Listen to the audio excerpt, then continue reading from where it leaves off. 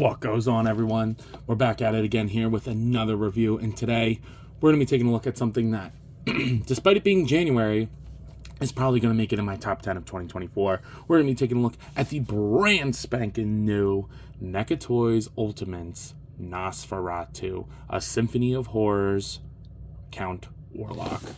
Ooh, man, look at this figure. I mean, just look at that artwork. Look at him with all of his stuff on his desk. These head sculpts look incredible. There he is holding his keys to the mansion, and then obviously you get the barcode there, and then taking a look at the top and the side. It just looks incredible. Incredible. It's interesting. It doesn't say Count Orlok anywhere on the box, which is really interesting. I don't really care because the box is getting thrown away, even though look at that amazing artwork. I love it.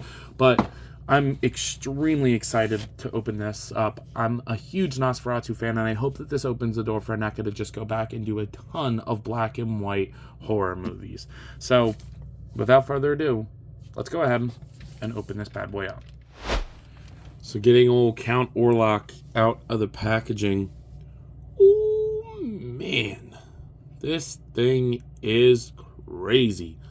As always, you know I love NECA, and this is no exception. I have wanted a Nosferatu forever. I almost bought the Mezco one because I want him that bad, but that was more like, like stylized. This is, in my head, Nosferatu, Count Orlok. Like, this is him. He's him. You know what I mean?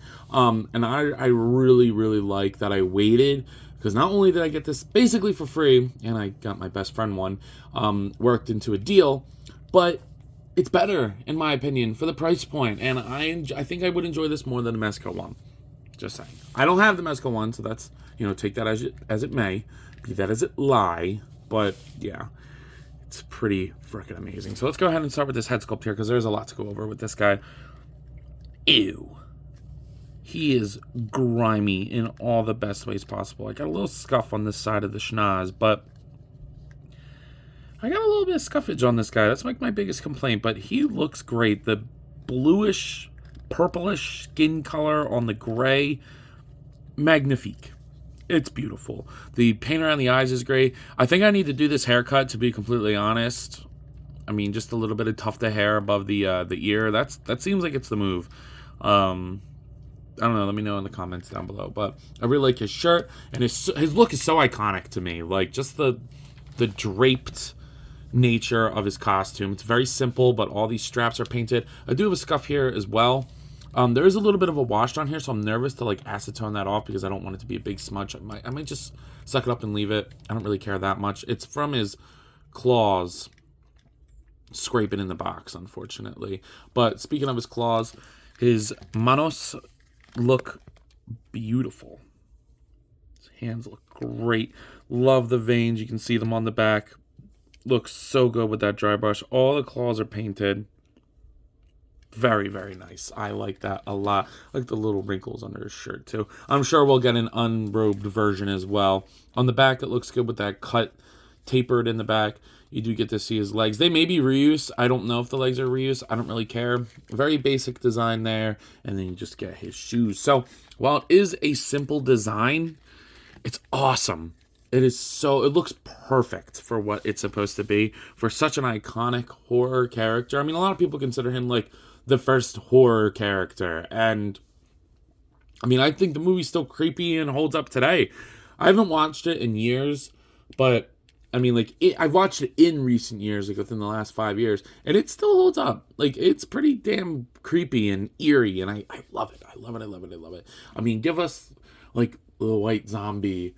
You know, like, I hope NECA does the white zombie. Give us some stuff from, like, The Day the Earth Stood Still, Solaris, like, all these black and white, old horror, sci-fi stuff. Oh, my God. Please give it. I love the gothic aesthetic. So, he looks great. But not only does he look great, as always with NECA, he comes with a butt ton of accessories. Let's go ahead and take a look at those. So yeah, like I said, he comes with a bunch of stuff. Starting off with the interchangeable heads. He does come with 2 interchangeable heads. One with that iconic side eye, the bombastic side eye, and then the Angie head. Oh, he's such an Angie guy. Now, they both look phenomenal. I'm probably going to use the side eye. Looks great. Though, I don't know. It's a closed mouth. I want to see his weird teeth. I wish it was a combination of these two. This mouth with these eyes. You know what I mean? But not that big a deal. I probably will use the side eye either way. I like this smiling look on him. And the cool thing about this, the sad head, is the hat comes off. So you can still use this like bald. They did sculpt the ears to be flat above on his head, but it doesn't look too weird. Like I didn't even really notice it until I realized that only this head takes the hat. But I believe based off of the box, it goes this way, and then you can line it up with his hair on the sides, and it looks great. I mean, it's a pretty drippy hat, not gonna lie. Might need to get one myself. Looks great, and the hat is skishy. So, I mean, you can kinda squeeze it on other heads. It looks a little weird, but if you really wanted to do it, it's not terrible, which is pretty nice. In terms of interchangeable hands, you get a pair of closed gripping hands. These can be used for holding the pen or the paper or whatever. I like that. You do get a fist, kinda. Actually, I lied. I don't know what this hand is for, because there's like a slot in there. Huh. If you know what this hand's for, let me know. Maybe I'm missing an accessory or something, but does the pen go through? No. There is a slot in there, but I don't know what that's for. Huh. Odd. Anyway, you do get another like kind of clenched hand, and then, you know, he grows his nails. So here he is with those fake press-ons, and they look fantastic. I love this hand so much. That big, long-fingered clenching hand is great. And then we do have... Oh, wow, that's weird. We do have the inkwell. Oh my god, that is such a crazy detail. So I'm like looking at it. There's like spilled ink on the top of it. That's... What the heck, man? The wash on that looks fantastic. The inkwell looks great. And the feather looks great with the dry brush on it. I absolutely love it. And you can obviously take it out, and it stays in very nicely. You do get the sheet of paper, which looks really good with like his writing on there. Oh, man. And it's printed on both sides. It does not feel cheap. I love the weathered printing on it. Love it, love it, love it. You do get the bottle. Looks good as well. Glossy plastic. Really nothing else to it. I like it a lot. But maybe my favorite accessory is the chain of keys for his mansion and the dungeon and all that. That looks great. All different sizes. Little keys. Actual chain. He can hold it. NECA is the king of accessories. Like, king of accessories. It's ridiculous how much you get. And they don't sacrifice quality for quantity. It's great. It's good. I like it. Very, very nice accessory assortment. Now to discuss what's probably considered the most restraining part of this figure is the articulation. And I don't really care. It's Count Orlok. What else do you need him to do? So the head goes up only about that far. It's not bad, but I wish it was a little bit more. He looks down really good because there is a ball joint at the bottom of the neck and at the top of the head. So you can kind of like rotate him all around. A little bit of pivot, but he's got that big thick collar, which I understand. Also, Hasbro, take notes. You see how this is a sleeve overlay, but you don't see skin underneath there? Wow, it can be done if you take time with your action figures. So just saying, arm goes up, goes around. You just got to like work it in there a little bit. Goes up completely horizontal, and then single jointed elbow that does get better than 90 and will rotate, and then all the wrists swivel and hinge. There is a diaphragm joint in there. I can feel it, but it really isn't going to do much. I don't want to break it. You can get a waist twist in there. Hips will go out that far until I feel like I'm going to break something, which is definitely more than Count Orlok needs. They'll go back a little bit, and going forward, you can get about that much before I feel like I'm going to break something. Well, after I feel like I'm going to break something, before I feel like I don't want to risk it anymore. Single jointed knee that will rotate. And then the ankles, my favorite ankle setup, they rotate. They'll hinge down a little bit, hinge up a wee bit, and they'll pivot. So, yeah, I think the articulation is perfect for what it needs to be. It poses as much as it needs to, and if you know what you're doing posing, you can actually get some pretty cool stuff out of this guy, so I'm totally okay with that. Here he is next to the NECA Toys King Kong with the Jazwares Fortnite Series 6-inch Peely. Here he is with the McFarlane Toys Dark Knight Returns Batman, along with the Hasbro Marvel Legends X-Men Series Darwin.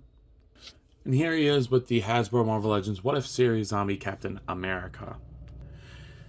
And just as a little bonus, here he is next to the Super 7 SpongeBob SquarePants. And only the real ones know. Only the real ones know. So some of you might be out there wondering, and what are your final thoughts on this figure? And I don't think it's a surprise that I absolutely love it. I mean, it's Nas mother flippin' Ferratu. Come on now, dude. Count Orlok is a character that I have wanted in NECA form forever. Like, I remember when I was a kid, like, first getting into collecting, and I learned about NECA. I loved what they were doing with the horror stuff, but at the time I wasn't a big horror slasher. So I remember writing a wish list down of things that I wanted them to make, and a big line was Universal Monsters. And like 2 years later, they announced their Frankenstein. And to this day, Frankenstein is one of my favorite action figures in my collection. To see how far and how good they've kept this line going makes me so happy. And I know he's not technically like a universal monster, but like I was saying earlier, give me all those weird sci-fi, old black and white horror and sci-fi movies. I'm in. Dude, if they made a freaking Blob somehow, I would get it. Like, I don't care about anything NECA puts out when it comes to this horror stuff. I mean, kind of just in general at this point, because NECA's just peak. But, yeah, it's pretty damn awesome.